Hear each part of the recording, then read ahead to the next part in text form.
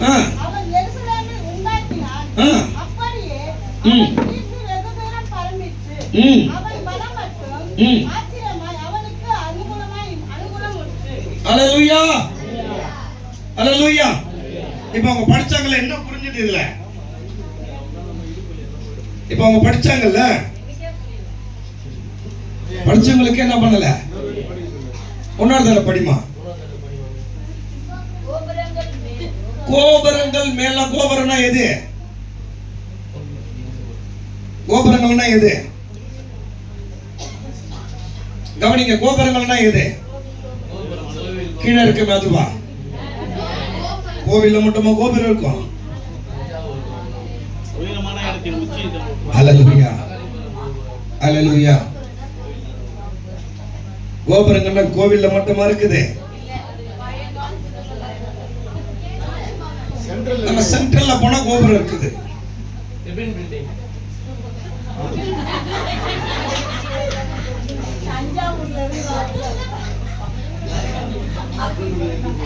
அல்லேலூயா, அல்லேலூயா, அல்லேலூயா. கோபுரங்கள் சொல்லும் பொழுது கோவில் மட்டும் கோபுரங்கள் கிடையாது. நல்ல வசதியானவங்க வீடு கட்டினாங்கன்னா அந்த கோபுரங்களை வைத்து என்ன பண்ணுவாங்க? அழகுபடுத்தி பார்க்கும் போது என்ன ஆகும்? அழகா இருக்கும் வீடுகள், அரண்மனைகள்ல கோபுரங்கள் இருக்கும். இங்க வசனம் சொல்லுது, கோபுரங்கள் மேல் கோபுரங்கள் கட்டினா அப்பவே மாடலா ஒரு கோபுரத்தை வைத்து அந்த கோபுரத்து மேல ஒரு கோபுரம் கட்டுறானா அந்த வீடு பார்க்கிறதுக்கு எப்படி இருக்கும்? அவர் பேர் என்ன பண்ணப்படும்? பேசப்படும். அப்ப இங்க வசனம் சொல்லுது, கோபுரங்கள் மேல் கோபுரங்கள் கட்டி. அடுத்தது படிங்கம்மா. அலங்க கோடிகள் மேலும் நின்று என்னத்த நின்று அம்புகளை வீசுறனா? அப்ப இருந்த யுத்தம் பண்றதுக்கு கோபுரங்கள் கட்டி அந்த கோபுரத்து நடுவில் என்ன பண்ணுவாங்க? யுத்த வீரர்கள் என்ன பண்ணி கொண்டிருப்பாங்க? நின்று கொண்டிருப்பாங்க. மேல கோபுரம் இருக்கும், உள்ள நிற்பாங்க. ஆனா இங்க எப்படி இருக்குன்னா கோபுரங்களுக்கு மேலேயே நிக்கிற அளவுக்கு. எப்படி? கோபுரங்களுக்கு மேலேயே நிக்கிற அளவுக்கு. அலங்கார கோடிகள்னா அலங்கார முடிவு. நம்ம சொல்ல அலங்காரமா கட்டுறாங்க, ஒரு பெரிய பில்டிங் கட்டுறாங்கன்னு வச்சுக்கோ, அந்த முடிவு மேல நிற்கிற அளவுக்கு, விடாத அளவுக்கு அன்னைக்கு யுத்தம் பண்ணும்படிக்கு நின்று அம்புகளை, பெரிய பெரிய கற்களை. எப்படிங்க? இன்னைக்கு பெரிய பெரிய கற்கள் எடுக்கிறாங்கன்னா எப்படி எடுக்கிறாங்க? மலையில இருந்தா எடுக்கிறாங்க. பெரிய பெரிய பில்டிங் மேல இருந்து முன்னாடி எடுத்து போறாங்க. இப்ப ஒண்ணும் கிடையாது. அதுக்கு முன்ன அந்த கரண்ட் கம்பத்துக்கு லைட் மாத்தணும்னா ஒரு ஆள் வந்து என்ன பண்ணணுமா? கம்பத்து மேல ஏறுவாரு, இல்ல ஏணி போட்டு ஏறி மேல ஏறி என்ன பண்ணுவாரு? பல்பு மாத்துவாரு. இப்பெல்லாம் அப்படி கிடையாது. ஒரு வண்டி ஒண்ணு வரும், வண்டியில ஏறி உட்காந்தானா வண்டி அழகெல்லாம் பண்ணிடலாம். அது ஏணி மேலாம் ஏறத்தால உட்காந்துக்கிட்டே லைட் மாத்தலாம். இப்ப பெரிய பெரிய மிஷன்கள் என்ன பண்ணிடுச்சு? வந்திருக்குல்ல. இங்க வசனம் சொல்லுது, படிங்க. பெரிய கற்களையும் பிரயோகிக்க நிபுணரான என்ன பண்றது? பெரிய பெரிய கற்கள் எல்லாம் கவனிங்க, மேல தூக்குறதுக்கு பெரிய பெரிய பெரிய பெரிய கற்கள் எல்லாம், கல்லுகள் எல்லாம் மேல தூக்குறதுக்கு, பாறையெல்லாம் தூக்குறதுக்கு ஆட்களை வச்சு தூக்காம அப்ப என்னத்தை கண்டுபிடிச்சு வச்சிருக்கான்? எந்திரம். என்ன கண்டுபிடிச்சு? அப்படிதானே இருக்கு. என்னது? எந்திரம். நம்ம எதை பார்த்து எந்திரன்னு சொல்றோம்? இன்னைக்கு இருக்கத்தக்கதான விசேஷமான எல்லா பொருளையும் பார்த்து எந்திரன்னு சொல்றோம். இன்னைக்குதான் படைச்சாங்கன்னு பார்த்தா அவன் அன்னைக்கே படைச்சு வச்சிருக்கிறான். கோபுரங்கள் மேல கல்லை தூக்கி வைத்து, கோபுரங்கள் மேல இருந்து யுத்தத்துக்கு வரவ மேல கல்லை போடுறதுக்கு எல்லாத்துக்கும் அன்னைக்கு அவன் மிஷினை கண்டுபிடிச்சு வைத்து, அப்ப அன்னைக்கு அவன் லிப்ட் எல்லாம் ரெடி பண்ணி வச்சிருந்திருப்பான்னு நினைக்கிறேன். அன்னைக்கு நமக்கு இப்ப லைட் மாத்துறதுக்கு வருது பாரு வண்டி, இந்த மாதிரி எந்திர வண்டி எல்லாம் அன்னைக்கு, கொக்கி வண்டி எல்லாம் அன்னைக்கு ஒருவேளை வைத்திருந்திருப்பான்னு நினைக்கிறேன். ஏன்னா எந்திரங்கள் சொல்லுது. படிமா. அவன் எருசலேமில் உண்டாக்கினான். எந்த நாட்டுல தான் உண்டாயிக்குது? இன்னைக்கு விஞ்ஞானிங்க முக்காவாசி எந்த நாடு தான்? இன்னைக்கு விஞ்ஞானிங்க முக்காவாசி பேர் யார் தான் நினைக்கிறீங்க? யூதன் தான். அல்லேலூயா. யார் தாங்க? யூதர் தான். நேத்து கூட 4 பேர் போட்டு தள்ளனாங்க. அண்டர் கிரவுண்டுக்குள்ளே ஒளிஞ்சு நிற்கான், அவனையும் போட்டானுங்க. அல்லேலூயா. ஏன்னா இஸ்ரவேலை போல ஞானத்துல வேற ஒருவன் கிடையாது. அல்லேலூயா. அவ்வளவு ஞானம் இங்க. இன்னைக்கு நம்ம கையில இருக்க லைட்டு, மைக்கு, மத்த எல்லா பொருளையும் படைச்சவனுங்க யாருன்னு பார்த்தா அவனுங்க தான். செல்லுல இருந்து, டிவில இருந்து, ரேடியோவில இருந்து மத்த எல்லா காரியமும் படைப்பாளர் யாருன்னு பார்த்தா இஸ்ரவேலர் தான். அதனாலதான் சிலர் சொல்லுவாங்க, கிறிஸ்துவம் கண்டுபிடிச்சதெல்லாம் உங்களுக்கு தேவை, கிறிஸ்துவன் தேவையில்லைன்னு. அப்ப இங்க அதிகம் சொல்லப்படுது எந்த நாடு? எருசலேமில. படிங்க. அவனுக்கு என்ன ஆயிடுச்சா? ஆச்சரியமா அவனுக்கு அனுகூலம் உண்டாயிற்று. அல்லேலூயா. அப்ப அனுகூலம் என்பது எல்லா காரியமும் அவனுக்கு கைக்கூடி வருது. மிக சிறந்தவனாக இருக்கிறான். அவனுடைய பேரும் புகழும் உலகம் எங்கும் பரவுது, வெகு தூரத்துக்கு தெரியுது. அந்நாட்கள்ல எருசலேமிலே எந்திரத்தை உண்டாக்கி வைத்திருக்கிறான். கோபுரம் மேல கோபுரத்தை கட்டுகிறவனா மாறுகிறான். இவ்வளவும் இருந்த அவனுக்குள் என்ன நடந்தது பாருங்க. அப்படி படிச்சுக்கினே வா.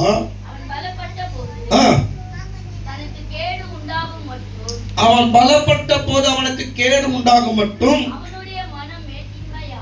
என்ன ஆயிடுச்சு? கவனிங்க, என்ன ஆயிடுச்சு? படிங்க.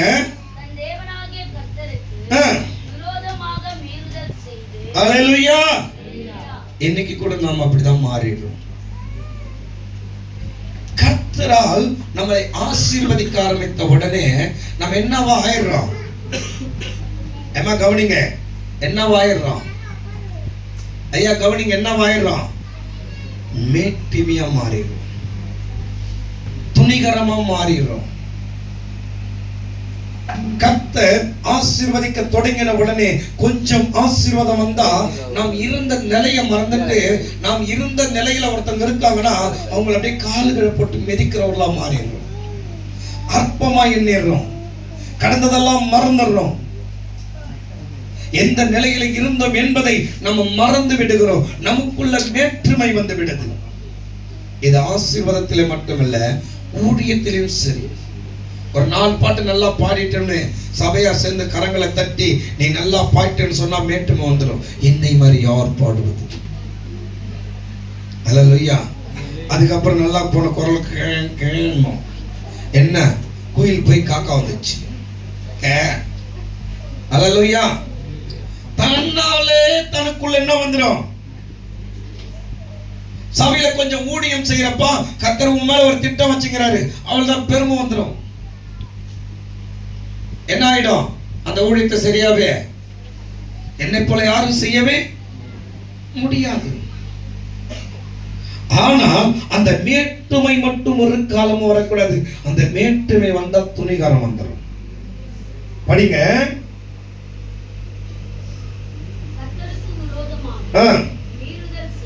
மீறுதல் செய்து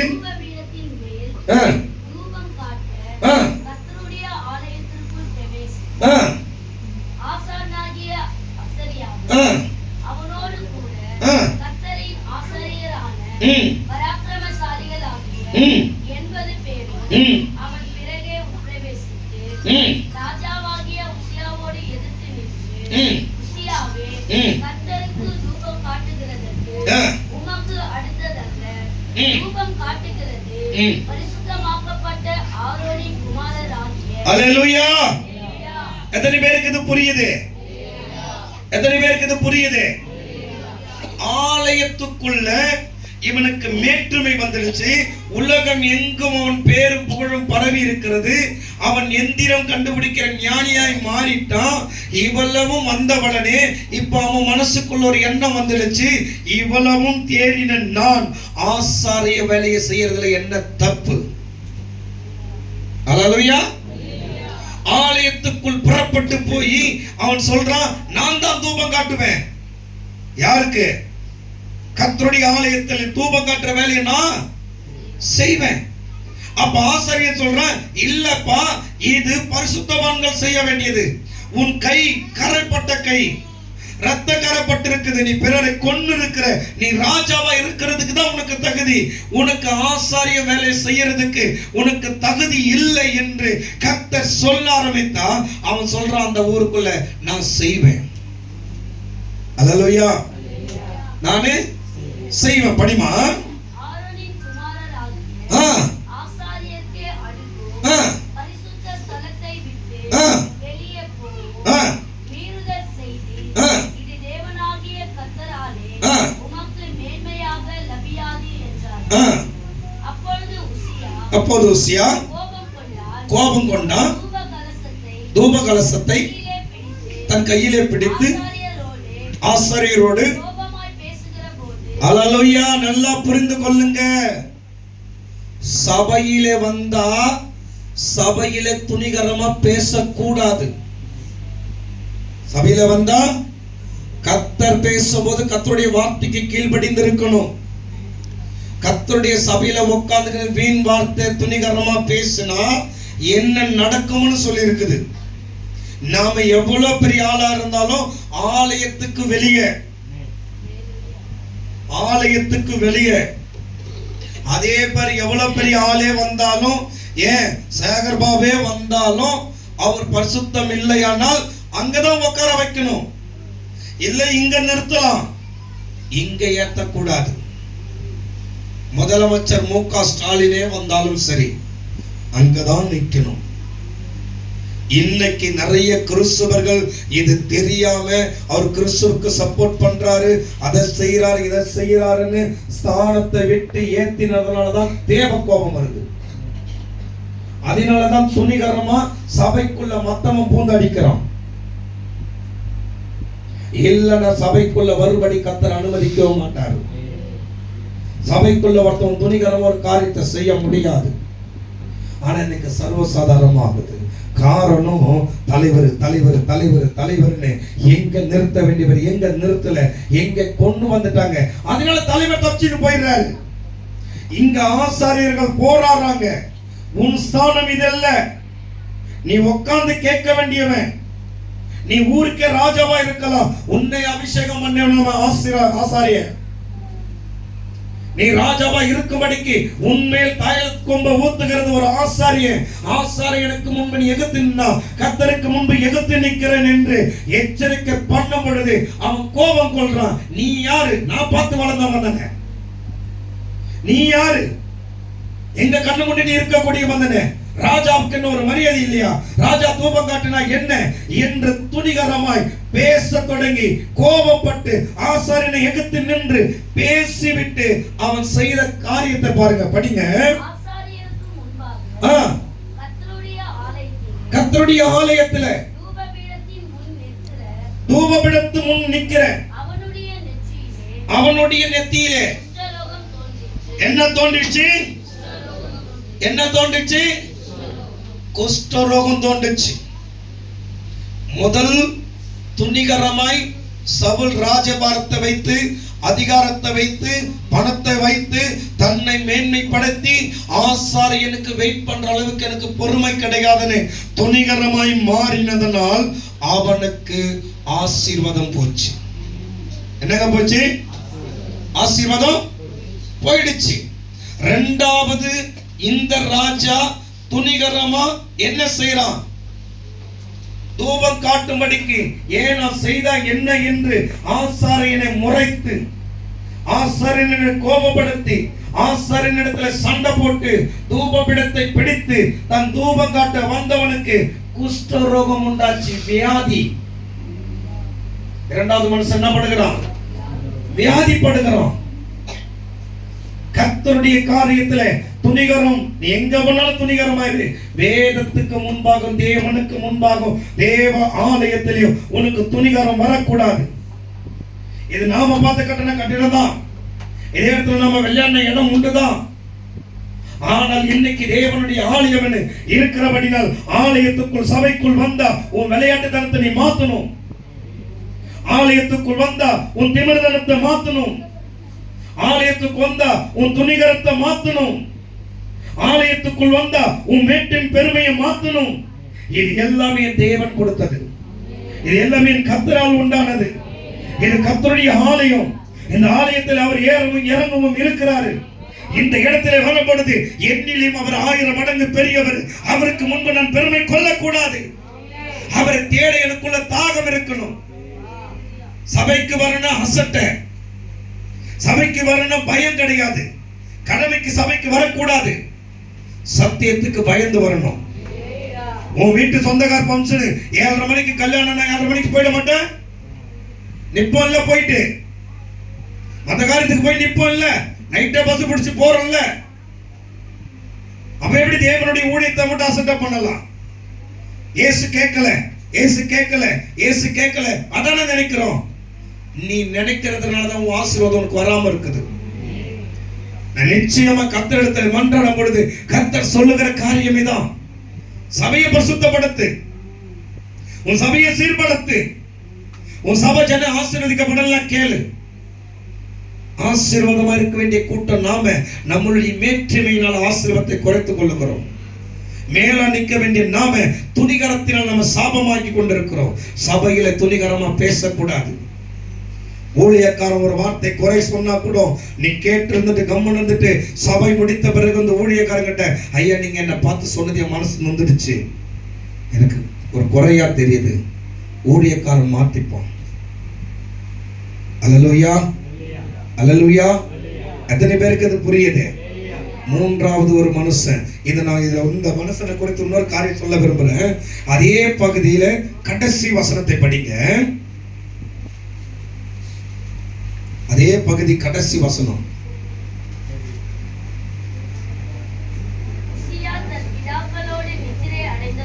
கவனிங்க. உசியா தன் பிதாக்களோடு நித்திரை அடைந்த பொழுது, அதாவது முன்னாடி இருந்தவங்க சத்தாங்கல்ல, அப்பா தாத்தா தாத்தா தாத்தாவோட எல்லாருமே இந்த ராஜவம்சம் மரித்தாங்கல்ல. இந்த மரித்தவர்களுக்கு போலவே உசியாவும் மரணம் அடைந்தார். ஜனங்கள் அவனை குஷ்டரோகி என்று சொல்லி அவனை அவன் பிதாக்கள் அண்டையில் ராஜாக்களை அடக்கம் பண்ண வேண்டிய இடத்துக்கு. அப்படின்னா என்ன அர்த்தம்? அப்படின்னா என்ன அர்த்தம்? ராஜாக்களை அடக்கம் பண்ண வேண்டிய இடத்துல அடக்கம் பண்ண முடியாத தகுதியற்று போயிட்டான். நல்லா புரிஞ்சு கொள்ளுங்க. பணமான பரன்னா இருக்குதுன்னு நினைக்க கூடாது. பணத்தை அடக்கம் மன்றத்திலையும் கர்த்தர் திட்டம் வைத்திருக்கிறார். போன வாரத்துல இயேசுவை அடக்கம் பண்ண இடத்தை மீண்டும் ஆராய்ச்சி செய்ய வேண்டும் என்று சொல்லி ஆராய்ச்சி செய்யும் பொழுது அதிலே சொல்லப்பட்டிருக்கிறது, வேதம் சொன்னதை போல ஒருவனும் அடக்கம், சகரியா புத்தகத்தில் இருக்குது, ஒருவனும் அடக்கம் பண்ண முடியாத ஒரு தோட்டத்தில் அவரை அடக்கம் செய்வார்கள். ஒருவனை அதுக்கு முன்பே அடக்கம் பண்ணாத ஒரு தோட்டத்தில் அவரை அடக்கம் பண்ணுவார்கள் என்று. அந்த தோட்டத்தின் அத்தி மரங்களும் திராட்சை தோட்டங்களும் இருந்த இடம் என்று அல்லேலூயா வேதத்திலே புதைச்சிருக்கிறது. இயேசு கிறிஸ்து நல்லா கவனித்துக் கொள்ளுங்க. இயேசு கிறிஸ்துவை என்ன பண்ணிட்டாங்க? சிலுவையில அறைந்து கொன்னுட்டாங்க. கொன்ன உடனே யூதன்லாம் சொல்றான் அடக்கம் பண்ண மாட்டேன்னு. அப்ப யோசேப்பின் ஒருவன், ஒரு பணக்காரன் வந்து அவரை அடக்கம் பண்றேன்னு சொல்லிட்டு அவர் அடக்கம் பண்ண எடுக்கும் போது யோசேப்புக்கென்று கட்டி வைக்கப்பட்ட கல்லறை, அவன் தோட்டம் வாங்கி அந்த தோட்டத்துல ஒரு சமாதியை கட்டி வைத்து தன் குடும்பத்துல யாராவது மரித்தா அந்த சமாதியில அடக்கம் பண்ணுன்னு சொல்லி ஆயத்தப்படுத்தப்பட்ட இடத்தை சரியா மணி சாயங்காலம் 5க்கு மேல ஆடுறதுனால இதுக்கு மேல இவரை கொண்டு கல்லறையில் அடக்கம் பண்றதுக்கு டைம் இல்லை. ஓய்வு நாள் பிறந்ததும் தீட்டு நாளா மாறிடும். அதனால உடனே அடக்கம் செய்யணும்னு இயேசுவை எடுத்து போய் யோசேப்பின் தோட்டத்தில் உள்ள கல்லறையில் அடக்கம் பண்ணாங்க. அது எல்லாருக்கும் கல்லறை தோட்டம் கிடையாது, யோசேப்பின் குடும்பத்தாருக்கு மட்டும். அதாவது எந்த யோசேப்புனா அதிகாரத்தில் நீங்க படிச்சு பார்த்தீங்கன்னா அவன் 100க்கு அதிபதியான யோசேப்புன்னு இருக்கும். அதிபதியான யோசேப்புன்னு பெரிய பணக்காரன். அவன் தன் குடும்பத்துக்காக என்ன பண்ணான்? இப்ப போன வாரத்துல மீண்டும் உலக நாடு எல்லாம் சேர்ந்து இந்த கல்லறை ஆராய்ச்சி செய்யணும்னு அந்த கல்லறையின் பக்கத்துல இருக்கிற இடத்தெல்லாம் தோண்டி மண்ணெல்லாம் எடுத்து பார்த்தா அத்தி மர தோட்டமும் அத்தி மரமும் திராட்சை தோட்டமும் இருந்த இடம் அது. அவ்வளவு துண்ணியமா நிரூபிக்கிறாங்கல்ல. இயேசு சொன்னதுதான். இயேசு சொன்னதுதான். இங்க அவர் சொல்லிட்டாரு. குஷ்டரோகமான உடனே எல்லாம் சேர்ந்து சொல்றாங்க, ராஜாக்கள் கூட அடக்கம் பண்ண. ஏய்யா, செத்த பொண்ணு கூட செத்தவன் வியாதி போட்டவன் செத்தா என்னாகுது? அடக்கம் பண்ண வேண்டியதானே. ஆனா அடக்கம் பண்ண கூட அவனுக்கு அனுமதி இல்லாம தேவ கோபம் வந்தது. நாமள தேவாலயத்துல துணிகரமாய் அப்படி நடப்போம்னா நமக்கு அப்படிப்பட்ட நிலைமை உண்டு. பயமுடுத்த பேசல. 130 வருஷத்துக்கு முன்பு GH மருத்துவமனையில கட்டின புதுசுல GH மருத்துவமனை கட்டின புதுசுல அநேக கேன்சர் வியாதி உள்ளவங்க இருந்தாங்களாம். அந்த ஊழியக்கார் மருத்துவமனையில காலை வச்சாலுமே சில வியாதிசர்கள் கத்திக்கின்னு வந்து காலுங்களை உழுந்து டப்பு டப்பு டப்புன்னு வியாதி சுகமடையும். என்னடையும் வியாதிகள் சுகமடையும். GH ரோட் வழியா போகும் பொழுதே சில வியாதிங்க சுகமாயிடுமா. அவ்வளவு வல்லமுள்ள ஊழியர் நம் தமிழ்நாட்டில் இருந்தார். இதை பார்த்துட்டு அமெரிக்காவுக்கு எங்க ஊருக்கு வாங்கன்னு சொல்லிட்டு ஒரு சாத்தான் சபைக்காரன் அட்ரஸ் கொடுத்து ஊழியத்துக்கு புக் பண்ணியிருக்கான். நமக்கு கூட இன்னைக்கு ஊழியத்துக்கோ என் கூட சபைக்கோ அங்க வாங்க இங்க வாங்கன்னு யாருன்னா கூப்பிட்டாங்கன்னா கவனிங்க. இவ்வளவு வல்லமுள்ள ஊழியரை சாத்தான் சபைக்காரன் கூப்பிட்டு இருக்கிறான். கூப்பிட்ட உடனே அவரும் பாரினுக்கு போயிருக்காரு. போகும் பொழுது